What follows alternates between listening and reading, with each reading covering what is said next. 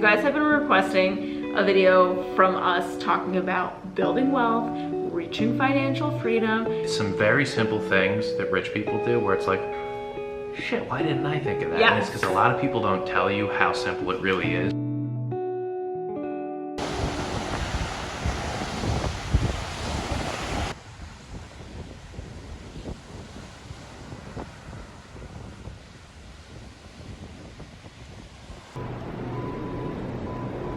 Hey guys, good morning. It's Saturday morning and we're going to our favorite grocery store, Trader Joe's, because it's never like a huge Trader Joe's person, but do you know why it's become my favorite? I do. I wonder if they do. Got those kitty carts. Yeah, your kids, it's an event for them to go to Target. I mean, Target as well. But it's an event for them to go to Trader Joe's because they get to push the cart because they have mini carts for toddlers. And then I saw this thing on TikTok that if you find a stuffed animal there, you get a lollipop. Why are you laughing, Jarod? It's just too funny. You have to like be so careful. Well, you know we can't say something like that right now. No, I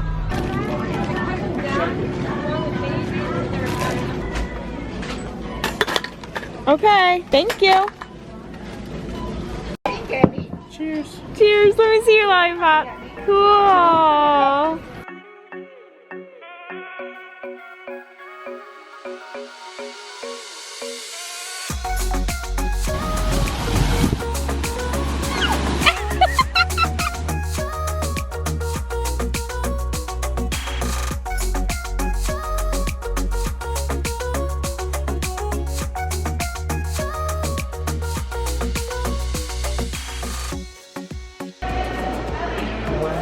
Yeah. Is he swimming? He's doing kick. Hey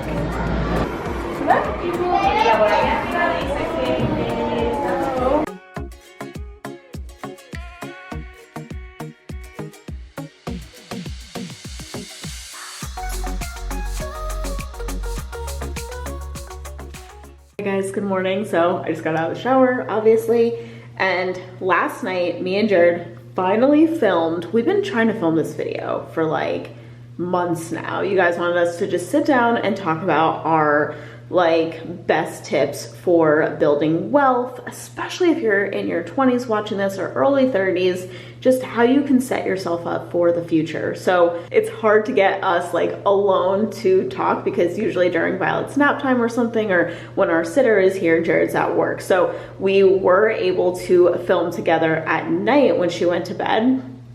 And after putting her to bed and then cleaning up and everything, the only time we could film was 11 p.m. And you guys know me and Jarod go to bed at like 9:30, 9:45. So that's why I'm filming this right now and giving you guys context that the information that we're gonna share is so good, but we look so tired. And that's why, because we filmed at 11 p.m. at night. But anyway, we did that last night. I hope you guys enjoy these tips and get past the fact that we look super tired. And yeah, comment down below, when you're done watching this video, comment down below what was your favorite wealth tip that we shared. And let's get to the wealth part. There he is in case you need him. So if I use that for the thumbnail, I have that now. Yes, you got that. Should I give you a little bit of that too? Yeah, that might be better. Hello, guys. What up, team? It's 10:30 at night. This is how you We get... should be asleep. I know. This is how you get me and Jarod in a video together. You guys have been requesting a video from us talking about building wealth, reaching financial freedom, and all of the stupid things we did in our 20s that you guys don't have to do. So many dumb things. Don't do it. Jarod is a mortgage broker in Florida, so he brings that side of it. He brings, like, he's gonna be Look bringing... at people's money all day. Yeah. I see rich people, I see what they do. Yeah. Jarod became... When you got into this industry, like 6 years ago... You got obsessed with You got saving money. obsessed. Because it's just, it's some very simple things that rich people do where it's like, shit, why didn't I think of that? Yes. And it's because a lot of people don't tell you how simple it really is. Yes. To take easy steps to start gradually building up to wealth.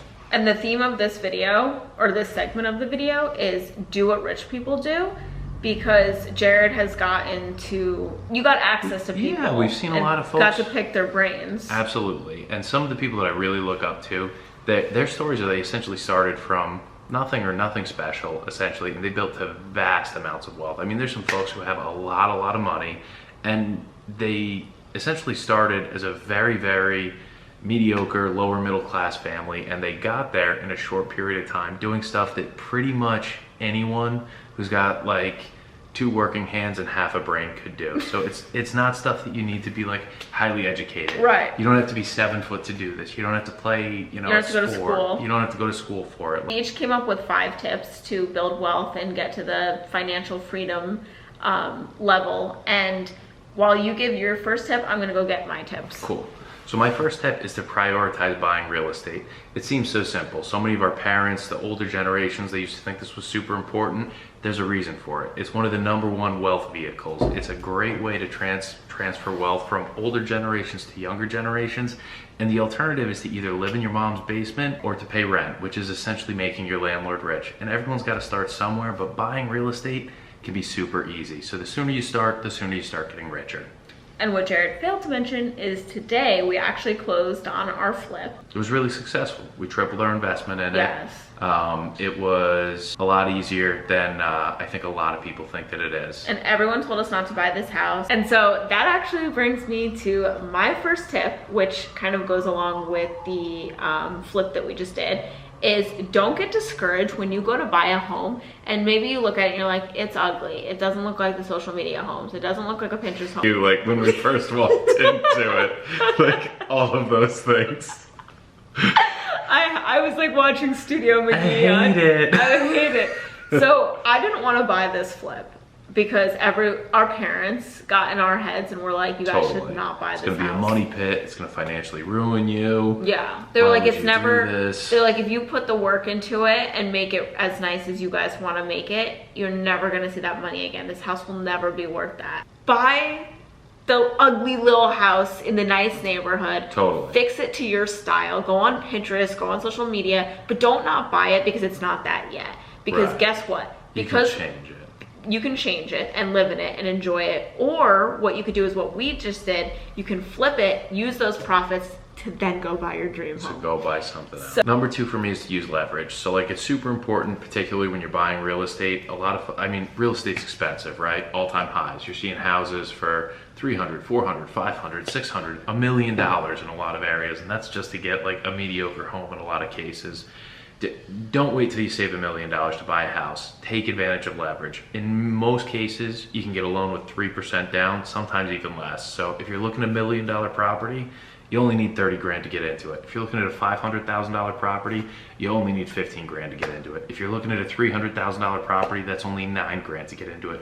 Well, my point is if you wait to save $300,000, you're gonna be waiting until that house is way more money. Like you'll be older than dirt. Don't do that. Take advantage of leverage, get into the game sooner than later so you can start winning, appreciating, and growing your wealth. My second one is house hacking, especially if you are younger and going into, Jarod taught me house hacking. We actually know a couple of people that have done it successfully, but I'm thinking of like even like a college kid doing this, but house hacking is essentially buying a duplex or townhouse and you're gonna live in one side and then your renters are gonna live in the other and they're either going to be paying your mortgage for you or a portion of it. So they call it house hacking because you're essentially living rent-free or mortgage-free because your renters are paying your mortgage. 100%. Or a portion of it. And that's such a good tip for anyone that's younger that's listening, because if you're thinking about moving into a place and we wasted so much money on rent before we ever bought a place. Yes, we did. And if you're gonna rent a condo, you're better off buying a duplex and being the landlord, or you're better off buying a house and renting out a room or 2 or 3 rooms to roommates and essentially being able to save much more money. It's a fantastic tip. We wish we did this when we lived in Santa Monica because duplexes and townhouses were very popular there, because what we found, because we want to buy a duplex, not as our primary, but as just an investment. Yeah. And we wish that when we were living in a townhome in Santa Monica that we had done this, because we would have been living rent-free and had owned the whole thing. And the cool thing is you can either rent it to friends, like we know people that they rented it to friends, or you can just put it on Zillow, use a real estate agent, and just get renters in there. Friends who Airbnb'd one of the units, pretty much paid all of their costs. And if you're gonna live there, again, super low down payment. Yeah. Super easy to get started. Yes. Not much more than you're paying to get into a rental. And how sick is that? The person living next to you is paying your mortgage, is paying your rent, your living expenses. I also want to add that what stops a lot of people from buying is thinking about the down payment. But I want you to consider this. When you're renting, there's also a down payment. There's first month's rent, last month's rent, and some landlords even ask for a deposit on top of that. That's a good chunk of change that you're spending just to go into a rental when you can use that as a down payment on a home or a duplex or a condo. Like, that's sick. I love hearing when younger people are doing something like that. You said this earlier in the day, or you posted this, where it's like do stuff that other people aren't willing to do for a year or two so that you can live comfortably or well, yeah, or whatever. I'll put the quote in the future. On the screen. So true. Like, let me screenshot that. Instead of taking like the fanciest rental condo, skip that for a year or two, especially if you're younger. And second of all, owning a place, even if it's a little bit dingy, even if it's not perfect, is going to put you way ahead over anyone that decided to rent and have the fancier finishes. Okay. You're on your third. My number 3, take advantage of tax incentives. This is real estate again. When you earn income through real estate, particularly through rental real estate, there's a ton of tax advantages. You can pay little to, in many cases, no taxes on that money that you're making. So if you earn 50 grand a year through rental real estate income, right? You can pay pretty much no taxes on that. There's about a bajillion ways that you can write things off. There's depreciation. There's a million things you can do to pay almost no taxes. Compare that to your friend who's working a salary job and getting $50,000 a year for their salary for working hard. They're gonna get taxed, 30, 40% on that. So they're gonna actually take home maybe 30 grand if they're lucky. That extra $20,000 you get to keep if you're earning it through real estate. So this isn't your primary, this is like for investment real estate, but it's a huge advantage. Earning 50 grand in real estate is really worth like earning 90 grand at your day job. Earning, 90 grand in real estate is like worth earning 150 grand at a day job. If you got lost in that, like, same. Like, I get Shoot lost me a in this. DM. We'll get into it. So basically, it's not for your like house that you live in with your family. He's basically saying this is if you have an apartment that you're renting out or a duplex that you're renting. If you're house hacking, great. Yeah, right? Fantastic. Yeah. Or you bought that ugly house and instead of flipping it, you decided I'm gonna rent it out. Good on you. Now you got that cash flow.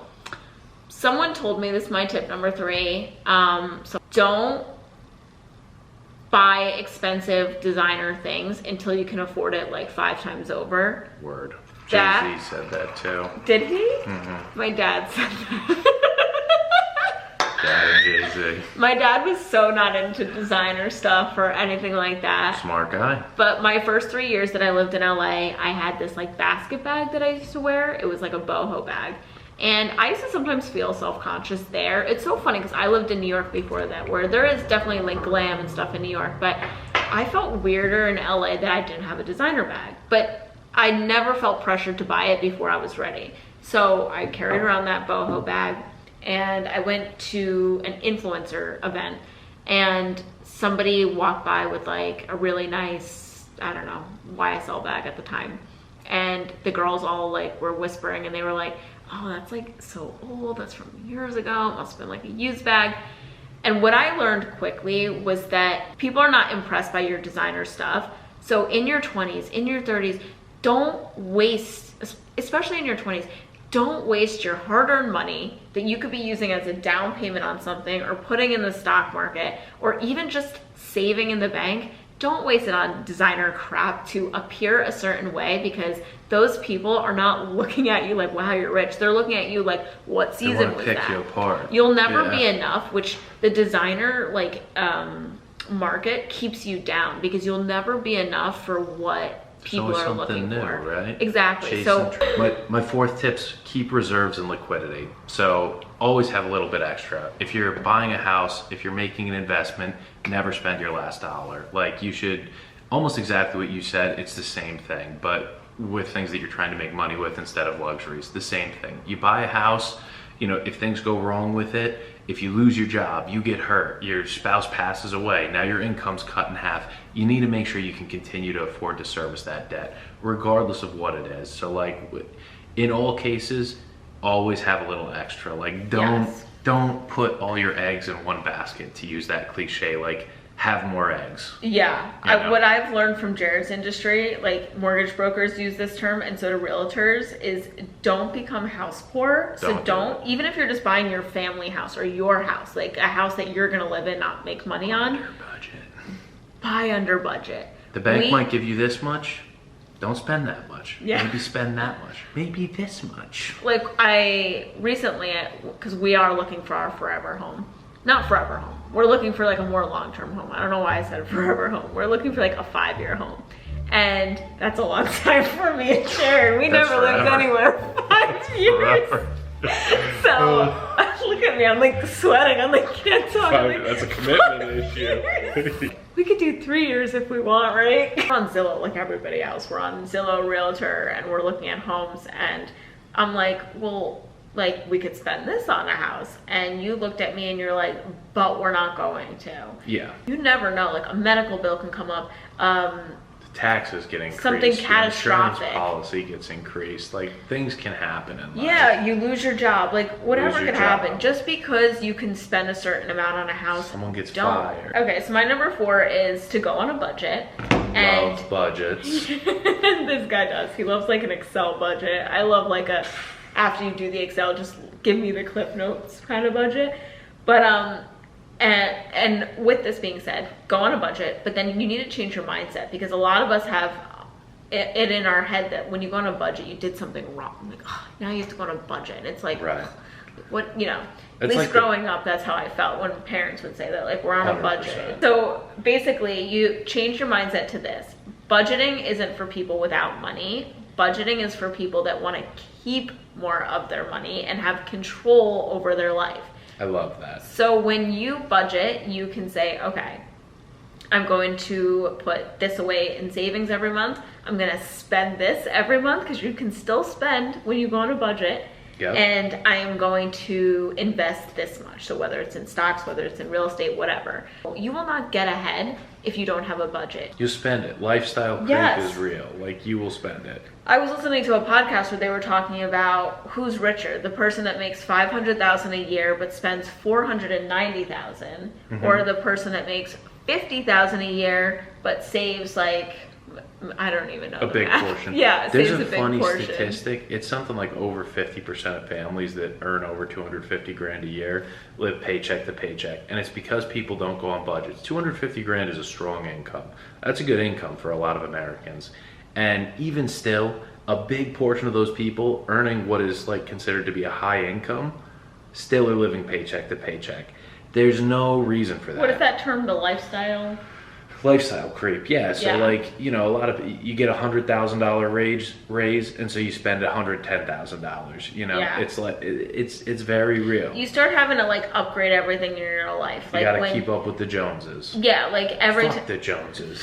Every year you're doing better and better in your career. Then you upgrade your car. Then you upgrade your home. Yourself. Then you upgrade your closet. Payments get bigger. Yeah. I have to say, this isn't like a flex on myself, this isn't a brag or anything, but the more money I've made, the more frugal that I've become, especially with some of our assets growing and savings and all of that. It's the more frugal I've become. I think it comes from a confidence that, like, I feel confident in myself that I don't have to impress people. But anyway, back to the budget. I love it. It's important to go on a budget. Rich people budget. Everybody budgets. They might not call it that. They might be calling it like financial diet. A financial diet. That sounds a little better. Kind of sounds interesting. That's all it is. You're counting your macros. You're counting your money macros. That's it. That's pretty good. I'm gonna take another sip of this drink. This is Zevia. This is Jared's drink. Yeah. So my last one, so this one's like a little bit, it's worded dumb. It's abstract. Say no to things when you could say yes to them. What I'm trying to say by that, it's very similar to budgeting. Like, okay, so someone asks you, hey, do you want to go on vacation? It's going to be $5 grand. You've got $5 grand in your account. You could definitely say yes to that. Yeah. That would not be an issue. But if you say yes to that, then when someone asks you to, you know, when your mom asks you to like go visit her the week afterwards, now you tapped yourself out because you went on that vacation or whatever. So my point, get really comfortable saying no to stupid things. Like, yeah. prioritize it. Like, just because you can spend it doesn't mean you need to spend it. Like, when you have money, hold on to it. Let it sit there for a little bit. Say no to spending. Protect your money. If you say yes to everything, then eventually you're gonna say no and you won't have the option to say yes. And that feels like shit. So it's better to say no when you could say yes than to say yes to everything so that eventually you have to say no because you have no option. Next tip is, this one I feel like is kind of controversial because it's like, some people say that they can't avoid it, but I just know with your industry how important it is, and especially us buying real estate in this, avoid debt when you can, like your credit card debt. Don't go into debt over a Gucci bag. Don't go into debt over like, oh well, sure. You think of your life in payments. I know so many people like, yeah, I can afford that car payment. Yeah, I can afford that rent, it's a payment. Yeah, I can afford that credit card payment, and I'm just like slowly paying it down. Every time we spend on the credit card, at the end of the month when the bill comes, we cancel it out to zero. And that's what you should be doing. Yeah. That's what everyone should be doing. If you're not doing that, you're paying interest. Exactly. Credit cards and credit, having good credit and all that, it's not a bad, credit cards aren't a bad thing. I've heard things on TikTok where people are like, if you spend too much money, take your credit cards and cut them in half. And no, I'm like, just have self-control. Yeah, I'm like, no, don't do that, because it's gonna be really hard to qualify for a home if you don't have good credit, and the way to build credit is not your debit card, it's gonna be with your credit card. Use it. So you need to use your credit card. We've get like points, we've gotten like, there's all sorts of incentives. Use credit cards. In fact, debit cards are complete horseshit. Use a credit card and pay it off. But going back to the debt thing, I think that people get comfortable with debt and they get comfortable with like, this is how it has to be. But instead, you have to look at your lifestyle choices. And like Jarod said, are you saying yes to the $5,000 trip? Are you saying yes to... I'll just pay that off, $100 a month or whatever it is. What I realized, because there's things that I'm not going to sacrifice. This is actually my last tip, and it's too many tips. We're both coming up with 5. This is technically a 6th. But I won't sacrifice on my health. I will continue to do Pilates. I will do yoga. I will work out. I will eat healthy. For me, health is wealth, and it's gonna pay off in the long run. I'm gonna be buying my supplements. I'm gonna be doing all of that. Have a gym membership. Exactly. Whatever, I'm not gonna cut there. I'm not gonna cut with my gym membership. I'm not gonna cut with that. But you know what I am gonna cut with? Every time we go to Target, especially with Violet, I'm not gonna spend $250 every time I go to Target. Stuff that you don't like need. It's not an investment in your health. It's just like collecting junk around your house. So if you can reduce that, that's great. But just like overall, like understanding credit cards and understanding that they're not bad, and understanding that some debt isn't even bad. Debt when you have a mortgage isn't even bad.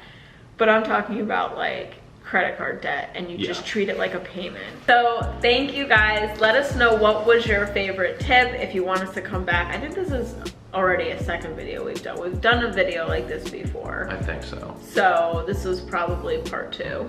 If you want to buy a house, you want to get a mortgage, hit me up. It's easier than you think. Yeah, and Jarod will walk you through. Like, he's helped us, and like, I never thought that we could do all the things that we're doing, and you just made it really easy. It's pretty simple. So, thank you guys for watching this video, and I'll talk to you guys soon. Bye.